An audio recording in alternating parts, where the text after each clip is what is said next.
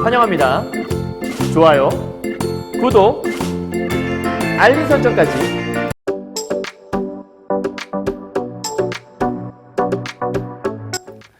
안녕하세요. 경화여고 3학년 학생 여러분, 그리고 전국에서 2023 수능을 준비하시는 학생 여러분, 그리고 고전 문학을 공부하시는 학생 여러분 만나서 반갑습니다. 선생님은 세계 최강 국어쌤 조인수 선생님입니다.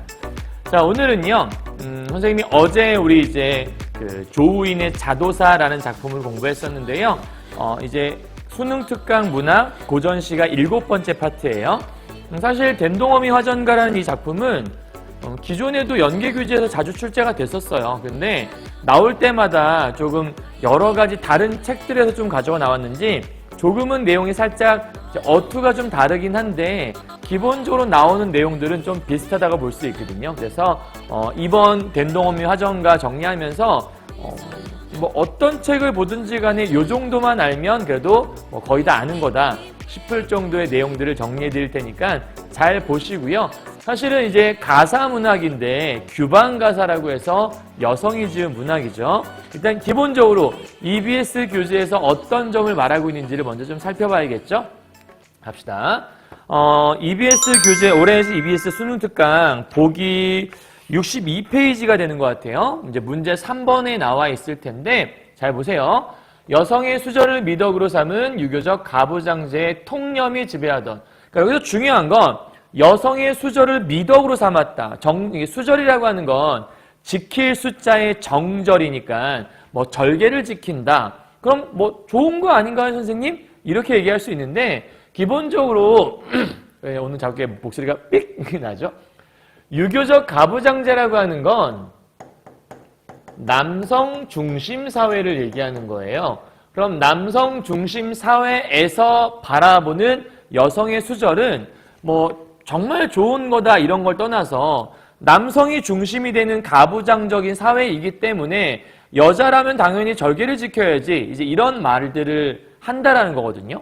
그래서 이런 것들이 지배하던 사회 속에서 댄동어미가 이제 주인공이에요. 댄동이라고 하는 건 되었다, 아이동. 그러니까 뭔가 아이가 무엇인가에 되었다라는 뜻이기 때문에 화상을 입은 아이라는 뜻이거든요. 전체 주어는 이따 살짝 말씀드릴 건데요.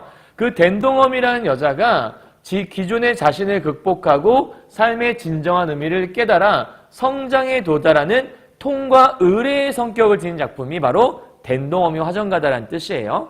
그러니까 여기서 댄동어미가 기존의 모습이 있었대요. 이걸 극복했다고 하잖아요. 그러니까 이 당시에 대부분의 여성들이 갖고 있던 생각, 여자라면 수절을 해야지. 그리고 한편으로는 남자에게 의존하지 않고는 살 수 없다라는 좀 나약한 생각들이 기존의 생각이라 볼 수 있는데 이런 것들을 극복하고 나서 그래, 나 혼자 힘으로 살 수 있지. 나도 뭔가 잘할 수 있을 거야. 그러한 삶의 진정한 의미를 깨달아가는. 근데 뭔가를 깨닫고 발전하기 위해선 어떤 일종의 시련이나 통과할 수 있는 어떤 관문 같은 게 있잖아요. 그런 거를 우리가 통과 의례라고 설명했던 거예요.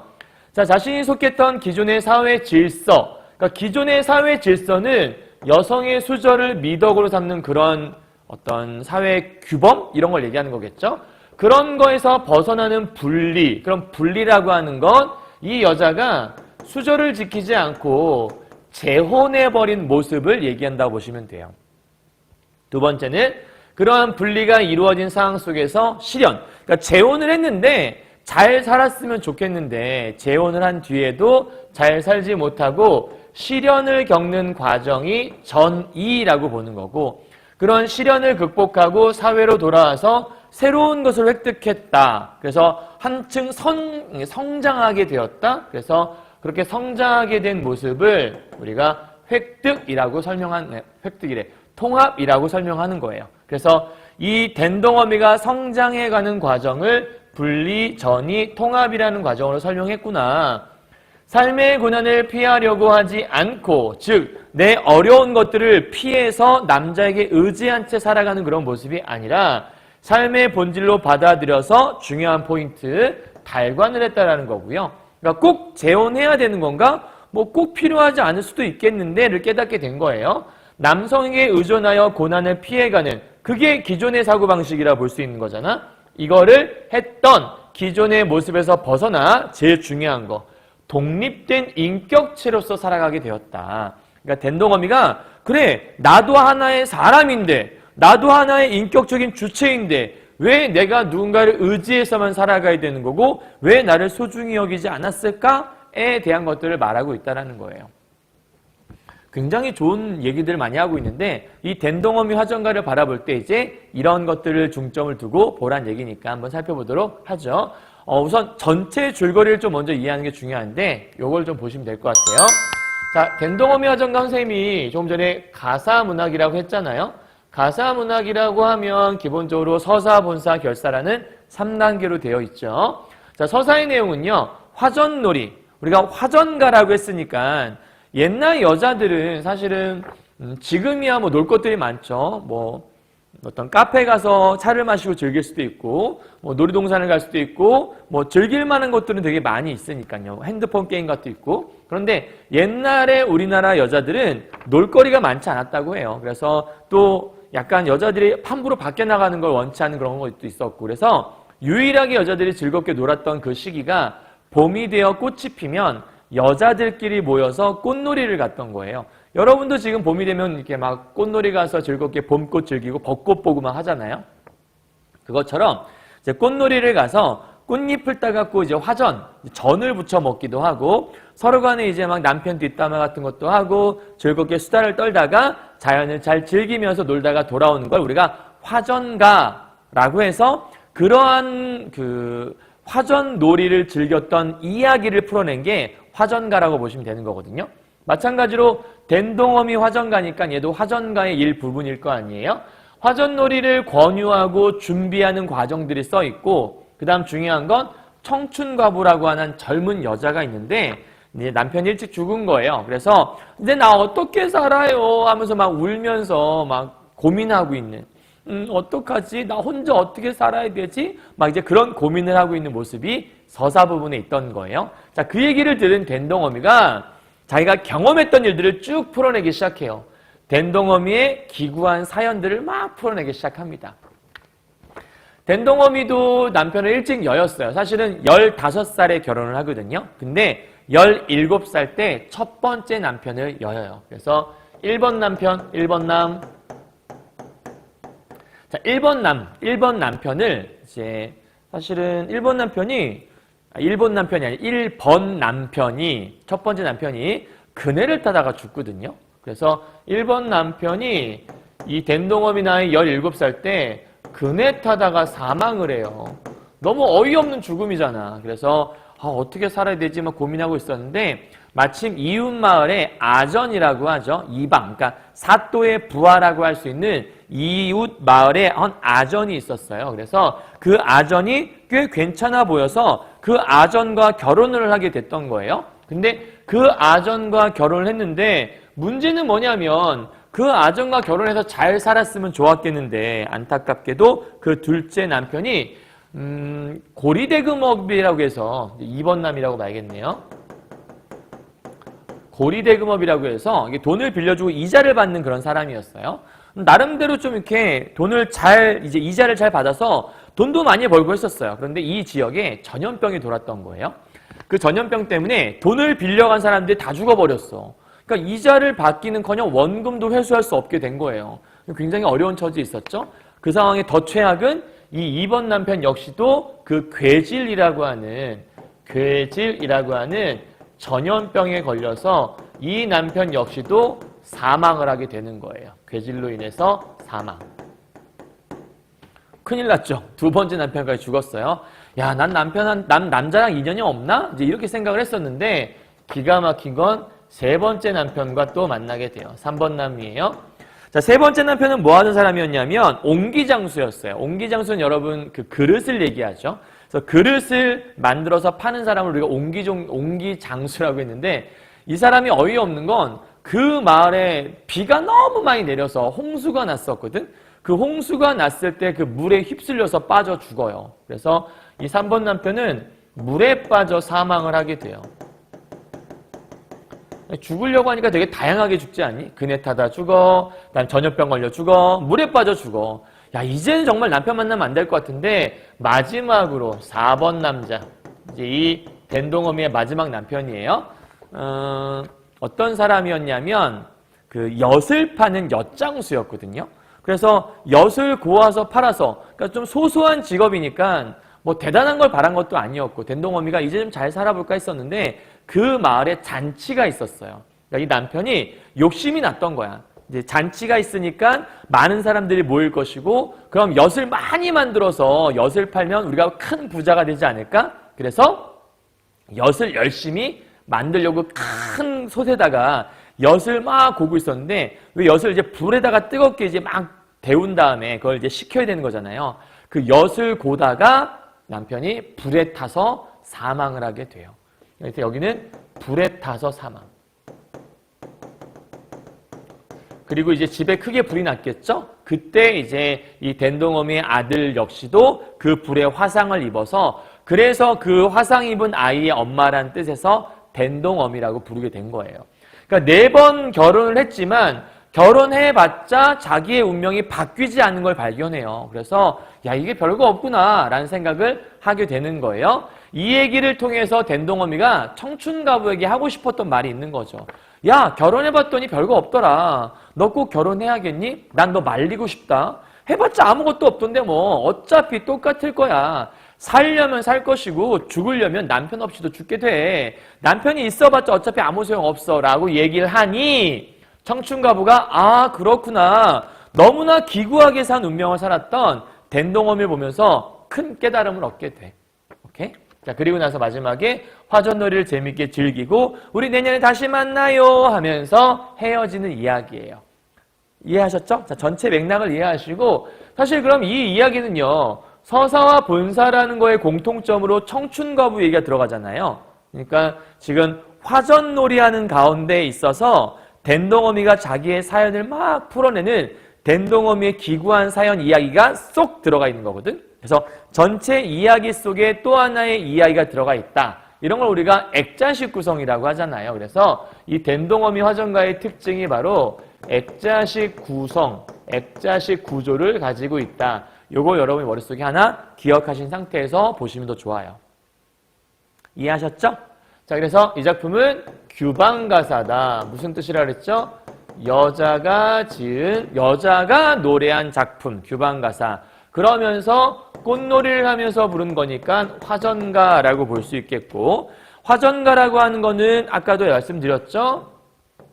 좋은 경치를 즐기면서 서로의 신세를 한탄하기도 하고 서로를 위로하는 그러한 노래가 기본적인 화전가라고 볼 수 있어요. 아셨죠? 자, 그러면 이 된동어미 화전가를 볼 때 어떤 거를 주안점을 두고 봐야 하는가? 바로 이러한 내용들입니다. 가볼까요? 액자식 구성, 중요한 포인트 방금 말씀드렸네요. 화전가 노래 속에 된동어미 이야기가 들어있다. 두 번째, 규방가사이면서 서민의 삶을 노래하고 있는 서민가사이자 화전가로 볼 수 있고, 세 번째, 일반적인 화전가와 좀 차이점이 있어요. 그게 무엇인지 마지막에 말씀드릴게요. 네 번째, 된동어미가 성장해가는 과정이 들어있다. 우리 아까 보기에서 봤었네요. 통과 을에 대한 얘기고요. 마지막, 된동어미가 얼마나 힘들게 살았는지 그 기구한 삶의 역정, 그 살아온 여정을 보여준다고 생각하시면 돼요. 되셨죠? 그럼 이제 본문 가서 정리 한번 해보도록 할게요. 자, 된동이를 들쳐업고, 아까 얘기했네요. 된동이는 화상 입은 아이죠. 그러니까 지금 현재 어떤 상태냐? 4번째 남편까지 다 여이고, 그러니까 사실 4번의 남편들이 다 한 마을 사람들이 아니거든. 여러 지역을 다니면서 결혼을 했었는데 그 여러 지역을 전전긍긍하게 돌아다니다가 결국 화상 입은 아이를 데리고 어디로 온 거냐면 고향으로 돌아오게 된 거예요. 왔는데 강사는 의구하나 인정 물정 다 변했다. 그러면 강사는 자연이잖아. 의구라는 것들은 변하지 않는다라는 뜻이에요. 그러면 자연은 변하지 않았어. 그런데 인정. 사람들의 모습은 다 변했네? 변해버렸다. 이렇게 써 있잖아요. 그러면 요거는 둘이 서로 이렇게 반대라고 볼 수 있으니까 우리가 보통 이럴 때 쓰는 말을 이렇게 쓰죠. 자연과 인간을 대비하고 있다. 정확히 얘기하면 자연사와 인간사를 대비하는 거예요. 근데 여러분 주의할 게 있어요. 지금 고향에 돌아왔을 때 고향의 모습이 많이 변해버린 거죠. 근데 그 변해버린 고향의 모습은 사람들의 모습이지 고향 속에서의 자연은 여전히 옛 자연과 다를 게 없던 거야. 그러니까 만약에 문제 속에서 이걸 물어볼 때 오랜만에 고향에 돌아오니 고향의 자연들이 싹 다 변해 있어서 뭔가 낯섦을 느끼고 있다. 그럼 고향에서의 자연 경치가 달라졌다? 그럼 이상하게 틀린 거잖아. 왜냐하면 고향의 모습은 달라졌지만 고향의 자연 경치만은 변하지 않았었으니까. 그러니까 얼핏 설명하고 나갈 때 이런 거에 속아 넘어가지면 안 돼요. 자, 우리 집은 터만 남아 있어요. 그렇다면 기본적으로 생기수다보다는 삶의 터전이라고 할까? 삶의 기반 자체가 상실된 상태구나. 그러니까 더 이상 어떻게 살아야 될지 이제 답답해진 그런 시기라 볼 수 있겠네요. 아는 이는 하나도 없고 모르는 이뿐이로다. 그럼 아는 사람이 없었어? 그럼 얘는 이제 앞으로 정착하기에 굉장히 어려움을 느낄 수밖에 없겠네? 라고 볼 수 있겠네요. 그죠? 자, 그늘진 은행나무 그 모습 그대로 날 기다렸네. 그러니까 자연은 변함이 없다면서. 그러니까 유일하게 변하지 않은 은행나무만이 나를 반겨주고 있는 거야. 사람들은 싹 다 변했고 아는 사람 아무도 없는데 자연물만 그대로 있네. 그러니까 되게 외로움을 느낄 수밖에 없겠죠? 자, 그런 상황 속에서 난데없는 두견새가 머리 위에 둥둥 떠서 그럼 갑자기 새 한 마리가 나왔잖아요? 그럼 이 새가 날아와서 뭐라고 하냐면 불여귀. 귀는 돌아간다는 뜻이니까 돌아갈 수 없어, 돌아갈 수 없어 라고 슬피 운다는 거야. 그러니까 뭔가가 돌아올 수 없다라고 운다라는 거죠. 슬피 운이 서방님의 죽은 넋이런가? 그럼 이 두견새라고 하는 거에서 서방님의 혼이라고 하는 생각이 들었던 거잖아요. 그럼 이 두견새라고 하는 건 남편의 혼과 관련 있는 존재가 아닐까. 그리고 일반적으로 이런 두견새는 항상 뭘 상징하냐면 한의 정서를 상징해요. 고전 시가 속에서. 그래서 이 서방님이 몇 번째 서방님일지 생각해봐. 서방님의 죽은 넋 같다. 새야 새야 두견새야 내가 올 줄 어찌 알고. 야, 너 내가 고향 돌아올 줄 어떻게 알고 울고 있는 거야? 여기 와서 슬피 울어서 나의 서러움을 불러내니. 그럼 나의 서러움을 불러낸 저 두견새는 나에게 어떤 감정을 불러일으킨 거잖아? 그럼 두견새가 나의 감정을 불러일으켰는데 두견새가 슬피 울고 있다고 얘기하는 걸 보니 두견새는 객관적 상관물이 될 수 있겠고 동시에 여기에서 슬피 울어. 누가? 두견새가. 그럼 두견새가 감정이 없는 건데 감정이 있는 것처럼 표현했네? 의인화된 거라고 볼 수 있겠고 그럼 두견새가 슬피 운다고 얘기하는 건 내 마음이 슬프기 때문 아니겠어? 그럼 감정이입까지도 할 수 있겠네요. 나의 감정은 서러움이라고 직접적으로 제시하고 있고요. 와, 낼만한 소재가 되게 많네요.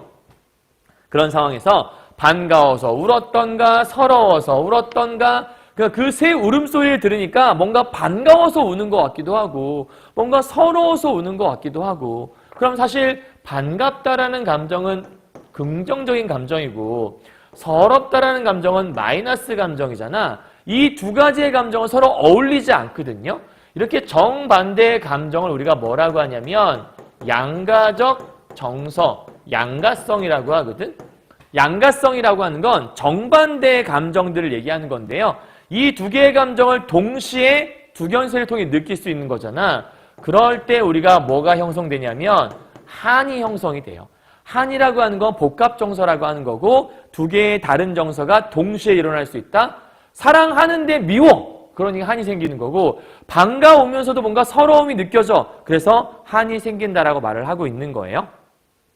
이해하셨죠? 그리고 얘와 얘는 좀 구절이 비슷하니까 당연히 백구다 혹은 유사한 통사구조의 반복이구나 이런 것들도 설명할 수 있겠네요. 자, 다음 넘어가 보죠. 서방님의 넋이거든 내 앞으로. 아까 짐작은 했었어. 혹시 서방님의 넋 아닐까? 왜냐하면 내가 너무나도 보고 싶어서 우리 서방님이 두견새가 되어서 내 곁에 날아온 거 아닐까라고 생각은 했었잖아. 근데 이제 시험해보고 싶은 거지. 그래서 뭐라고 하냐면 서방님의 넋이거든 내 앞으로 날아와라. 님의 넋이 아니거든 저 멀리 날아가라. 그러면 이렇게 두 개도 대꾸가 될 수 있겠네요. 그렇죠?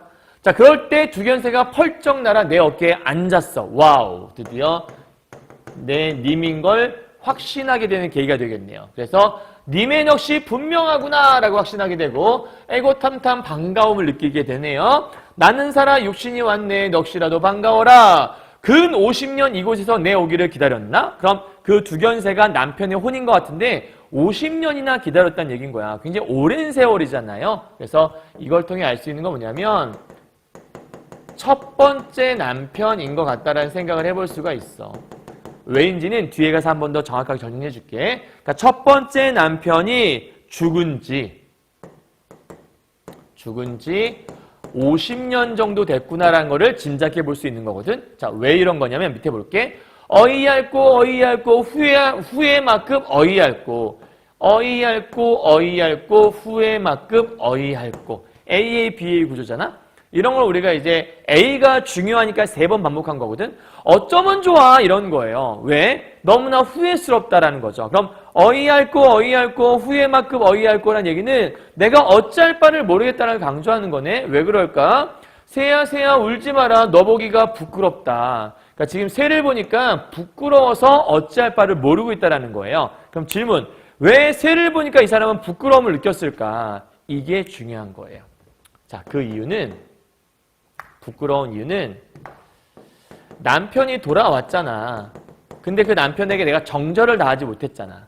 우리 보기에서 여성의 수절을 미덕으로 여겼던 시기라고 했으니까 이 된동어미가 그 생각을 한 거야. 내가 정절을 잘 지켰더라면 첫 번째 남편이 돌아왔을 때 그러니까 4번의 결혼 안 하고 첫째 남편 죽었을 때 내가 지금까지 서방님만 생각하면 정절을 지켰어요. 그럼 뭔가 자랑할 수 있잖아. 근데 이 남편이 돌아왔어? 내가 부끄러움 느껴? 그 얘기는 남편에게 떳떳하지 못한 나의 모습이 있다라고 느끼는 거거든. 남편에게 떳떳하지 못할 모습이 뭐 있겠어? 수절하지 못했던, 정절을 지키지 못했던 그 모습이겠죠. 그래서 그 모습이 부끄럽다고 설명하고 있는 거예요. 이해하셨어요? 내 팔자를 마음에 새겼더라면, 그럼 이때 내 팔자라고 하는 건 뭐냐면 혼자 정절 지키며 살아가는 팔자.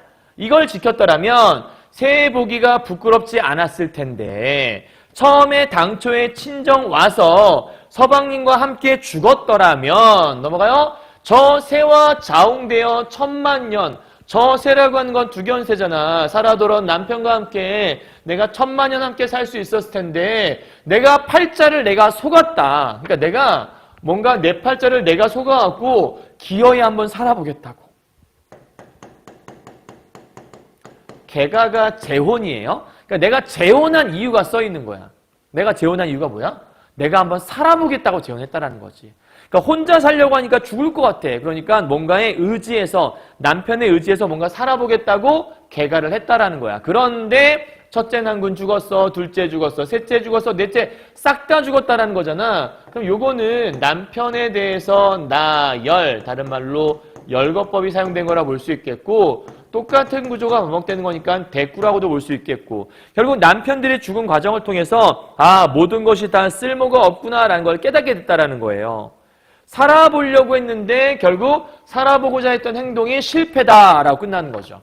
그리고 나서 이내 한번 잘못 살고 내 신명이 그만일세. 첫째 난군 죽을 때 나도 함께 죽었더라면, 즉 수절을 지켰더라면, 살더라도 수절하고 다시 가지나 말았더라면, 즉 개가하지 않았더라면 산을 보아도 부끄럽지 않고 저 새를 보아도 내가 무안하지 않았을 텐데 아이고 내가 개가한 것이 후회가 되네 라고 개가를 후회하는 이유에 대해 설명하고 있는 거예요. 살아생전에 못된 사람은 죽어서도 귀신이 악귀. 살아생전에 잘 살지 못했더라면 죽은 다음에 귀신도 악귀가 된다는 거야. 그럼 살아생전에 잘 살았어야 되는 거잖아. 그럼 못 산 사람이 있다는 거네. 못되게 산 사람이. 그게 누구야? 자기를 얘기하는 거겠죠. 그렇죠? 그러니까 개가를 해서 수절을 하지 못했으니까 내가 잘못 살았다라고 지금 얘기하고 싶은 것 같아. 그래서 나도 수절만 하였더라면 열려문 같은 걸 얘기하는 건데 이런 거 정도는 못 세웠더라도 남이라도 칭찬하고 불쌍하게나 생각받았을 수 있었을 텐데 그럼 여기서 말하는 남에게 칭찬받는 거 있잖아? 그리고 불쌍하게 생각당한 거. 그러니까 요거는 내가 개가를 후회하는 이유 두 번째라고 볼 수 있겠죠? 괜히 재혼했어. 괜히 개가했어 라고 느낀 이유가 뭐야? 남이라도 칭찬하고 불쌍하게 생각될 수 있었을 텐데 재혼을 하는 바람에 이런 취급을 받지 못하고 있는 거잖아. 오히려 반대 취급당하고 있는 거지. 남이라도 욕할 것이고 친정 일가들도 반가워할까? 반가워하지 않겠네라고 서리법이라 볼 수 있겠네요. 잔디밭에 멀거니 앉아 한바탕 실컷 울었어. 왜냐하면 자기의 처지가 너무 비참해서. 모르는 안노인 한 늙은이가 나와서 웬 사람이 그렇게 설게 우나? 라고 나한테 질문을 했다. 울음 그치고 말을 한번 해봐라. 너의 사정이나 내가 들어보게. 그랬더니 내 서름 못 이겨서 이곳에 내가 혼자 와서 울고 있어요. 그러면 지금 여기는 노인의 이야기고 여기는 댄동 어미의 이야기니까 결국 이 둘의 대화 형식으로 되어 있다는 걸 알 수 있겠네. 대화 형식이자 대화체라는 걸 알 수 있겠고 무슨 서름인지 모르겠지만 어찌 그리 서러워하는가? 그 지금 선생님 네모친 부분이 다 노인의 이야기인 거죠. 노인께서는 들어가시오. 내 서름 알아 쓸데없으니까 물어보지 말고 들어가요. 제발 좀. 이렇게 얘기하는 것 같아. 자, 마지막에 넘어갑시다. 예의도 못 차리고 땅을 허비며 자꾸 우니 그 노인이 민망해서 마지막으로 물어봐. 아니, 간 곳마다 그러했는가? 아니면 여기 와서 더 서러워하는 건가? 라고 물어봐요. 그랬더니 아우 제가 설마 간 곳마다 그러했겠어요? 그렇지 않아요. 라고 한 서리법이죠. 이곳에 오니까 더욱 서러웠어요. 그러니까 다른 곳에서도 늘 서러워했던 건 아닌데 우리 고향 오니까 내가 더 슬픈 것 같다라는 얘기를 하는 것 같죠? 그러니까 여기서 주의할 거는 간 곳마다 그러했으리까? 라는 얘기는 가는 곳마다 서러워하고 비참했다? 이게 아닌 거죠. 그죠? 여기나 여기 와서 특히 그런 걸 느꼈다는 거니까 안방으로 들어가니 늙으나 젊으나 알 수 있나? 부끄러워 앉았다가 노인과 함께 이야기를 하면서 신명타령을 막 다 못할 정도로 이야기를 풀어냈나 봐요. 엉송이는 우엉송이를 얘기하는 거거든. 우엉송이 밤송이 다 쪄보고 세상에 별 고생을 다 해봤다. 그럼 사실 얘들아 세상에 별 고생 다 해봤다라는 건 뭐 이런저런 고생들을 많이 해봤다는 뜻이잖아요. 근데 그 수많은 고생들을 다 풀어내려면 되게 길게 얘기할 수밖에 없는데 그거를 딱 한 줄에 압축적으로 제시하고 있잖아. 그러니까 소설로 따지면 이런 걸 우리가 요약적 제시라고 할 수 있겠죠. 아주 긴 세월의 이야기를 짧게 한 줄에 압축하고 있는 거니까요. 그죠? 그러니까 이 부분들은 뭘 얘기하는 거냐면 댄동 어미의 고된 삶에 대한 것들을 압축적, 다른 말로 집약적으로 제시했다. 이렇게 얘기할 수 있는 부분인 거예요. 자, 이제 마지막입니다. 살기도 억지로 못하겠고 재물도 억지로 못하겠네. 그렇잖아. 사람이 살고 죽는 것도 내 맘대로 할 수 있는 게 아니잖아. 재물 같은 경우에도 내 맘대로 얻고 싶다고 얻어지는 게 아니잖아. 고약한 신명도 못 고치고 고생할 팔자는 못 고치네. 즉 모든 것은 전부 다 그냥 운명이다. 이런 얘기잖아요. 고약한 신명은 고약할 수밖에 없고 고생할 팔자는 고생할 수밖에 없다. 그 이야기는 결국 아유 내가 뭐 해봤다 다 소용없다라고 하는 체념의 정성 같은 것도 들어있을 수 있겠고 이런 것들을 정리하면 그런 거겠죠. 모든 것들은 다 운명에 달려있다라고 지금 생각하는 것 같아요. 고생대로 할 지경엔 차라리 그른 사람이나 되지 말자. 그럼 여기서 고생할 바엔 그릇이라는 것들은 잘못되었다는 뜻이니까 잘못된 사람이 되지 말았으면 좋았을 텐데 라는 얘기잖아. 그럼 이 부분에서 알 수 있는 건 개가라고 하는 재혼을 그 재혼 개가 있잖아요. 이 재혼을 잘못된 일로 여기는 태도가 들어있는 거지. 그러니까 댄동어미는 그 재혼을 잘못된 것이다 라고 생각하고 있는 것 같아. 그른 사람 될 지경엔 옳은 사람이나 돼야겠다. 옳은 사람 되어 있으면 다른 사람에게 칭찬 들을 수 있으니까. 결국 지금 이 모든 이야기는 청춘 과부에게 충고하기 위해 해주는 거거든. 그럼 청춘 과부에게 이 모습은 이렇게 수절을 권유하는 이유라고 볼 수 있어요. 말을 바꾸면 재혼하지 말라고 권유하는 이유가 여기 있는 거야. 그러니까 네가 옳은 사람이 되고 싶으면 옳은 사람이 된다면 남에게 칭찬 들을 수 있어. 그럼 옳은 사람 되려면 뭐 해야 돼? 옳은 사람 되기 위해 잘못된 일을 하면 안 돼. 뭐가 잘못된 일인데? 재혼은 잘못된 것 같아. 그거 했다가 내가 결국 살아보겠다고 재혼 막 열심히 해봤는데 4번 결혼해봤는데 해결이 안 나더라? 그래서 나는 결국 남한테 욕이나 얻어먹고 있잖아? 그럴 바엔 모든 게 내 뜻대로 안 될 바에는 차라리 칭찬이나 듣게 재혼하지 말고 올바르게 사는 게 중요하지 않겠어? 그런 얘기를 하고 싶었던 거예요. 그러면서 밑에 가니까 청춘가부, 그러니까 여기 부분, 이 부분 있잖아. 이게 수절 권연이라고 볼 수 있겠고, 어차피 개가를 해도, 개개가 아니지. 개가를 하더라도 행복하지 않을 거다. 이런 얘기를 하는 거거든. 그 얘기는 차라리 수절을 하게 되면 칭찬이라도 들을 거야. 이런 얘기를 하고 싶었던 거겠지. 자, 그리고 나서 청춘가부 시집가려 하면 양식 싸갖고 가서 내가 말리고 싶다. 고생팔자는 타고나면 10번 가봐도 다 고생일 수밖에 없는 거다. 모든 것은 다 운명이다. 이런 얘기하는 것 같아요. 이제 마지막이에요. 이팔 청춘 청상들아, 내 말 듣고 가지 말아라. 지금 자기 얘기를 쭉 풀어냈잖아? 그럼 이렇게 의심할 수 있잖아. 그거는 본인만의 특별한 경험 아니에요 라고 얘기할 수 있잖아. 그래서 다른 사례를 들기 시작해. 아무 동네 화령댁은, 즉 저쪽 동네 화령댁은 뭐 했냐면 21에 혼자 되었다가 단양이라는 곳으로 가서 개가를 했어. 재혼을 했다. 근데 겨우 5달 살다가 지가 먼저 죽어버린 거야.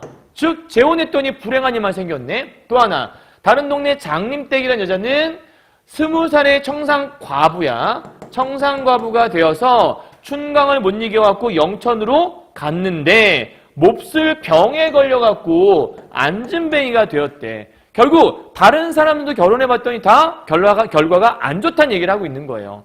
다 망했네 이런 뜻이야. 그럼 결국 화령댁과 장림댁이라는 이 다른 사례들을 뭐 하고 있는 거냐면 열거하고 있는 거겠고, 실질적인 지명 나오는 거 보니까 이러한 실제 지명들은 전부 다 사실성을 부여하거나 신빙성을 주는 효과도 있죠. 그죠? 그래서 설득력을 더하기 위해 또 다른 사람들의 사례를 들고 있는 거예요. 그죠? 그리고 가지 말게라고 한 것들은 권유하고 있는 거라 볼 수 있겠지. 뭘 권유하고 있는 건데? 개가를 만류하고 있는 거죠. 개가를 말리고 있다. 그래서 개가를 만류하고 있는 부분. 그리고 참고로 이팔 청춘 청상들아 라고 불렀으니까 누군가를 부르는 걸 우리가 말을 건네는 어투라고 하죠. 이런 거 나왔을 때 우리가 대화체를 쓰고 있다라고도 설명하죠. 그리고 한편으로는 청자를 명시하고 있다라고도 설명하는 거니까 잘 알아두시면 될 것 같아요. 아시겠어요? 여기까지? 자, 그래서 결국 이 댄동어미가 자기가 경험해보니 이렇게 해보니까 모든 것은 다 운명이지 내가 억지로 뭔가 이겨보려고 뭐 좀 해보려고 해봤자 다 소용없더라. 그러니까 억지로 재혼하려고 하지 말고 그냥 너 자신을 위해 너 스스로를 좀 잘 사랑하는 게 더 좋지 않겠어라고 권유하는 작품이라고 보시면 될 것 같아요. 이해하셨죠? 자, 마지막 최종 정리해볼게요. 자, 주제는요. 댄동어미의 비극적인 삶을 노래하고 있는 건 다들 알 것이고요. 그죠? 댄동어미의 비극적인 삶, 그것의 노정이라고 하는 건 삶에 살아온 과정들을 보여줬다고 생각하면 돼요. 그 다음에 신세한탄하고 있는 모습은 보면 알겠죠? 자, 액자식 구성으로 되어 있어요. 아까 처음에 설명했어요. 화전가라고 하는 외화 속에, 이게 외화겠죠? 이 외화 속에 댄동어미의 인생 역전은 안 이야기인 내화가 될 거예요.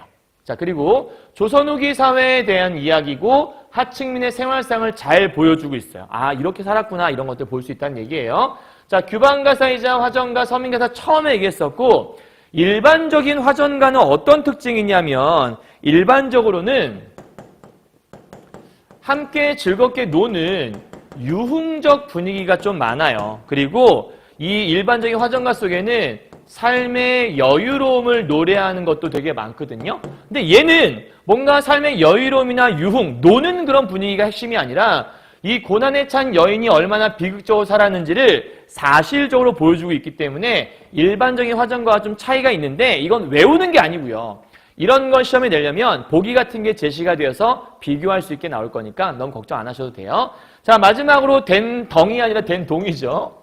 댄동어미의 성장 과정, 어려움을 극복하고 삶을 달관함으로써 더 소중한 자신을 발견할 수 있도록 하는 이야기다라고 아까 보기에 설명했었습니다. 되셨죠? 여기까지? 자, 정리 끝 다 했어요. 오늘 댄동어미 화전가라고 하는 되게 중요한 작품이면서 사실 수능 연계 교재에 자주 출제된 작품을 하나 봤거든요. 그래서 이 작품, 이런 가사 문학들은 혼자 해석할 수 있는 게 굉장히 중요해요. 여러분 혼자 힘으로 아무것도 써있지 않은 상태에서 해설서를 보지 않고 혼자 혼자 읽어낼 수 있도록 표현기법도 찾아낼 수 있도록 연습하시면 정말 좋은 공부가 될 수 있을 거예요. 아시겠죠? 댄덩어미 화전가 다시 한번 꼭 여러분의 것으로 만드시는 여러분이 되었으면 좋겠습니다. 자, 다음 시간에 뵙도록 하죠. 수고하셨습니다. 안녕!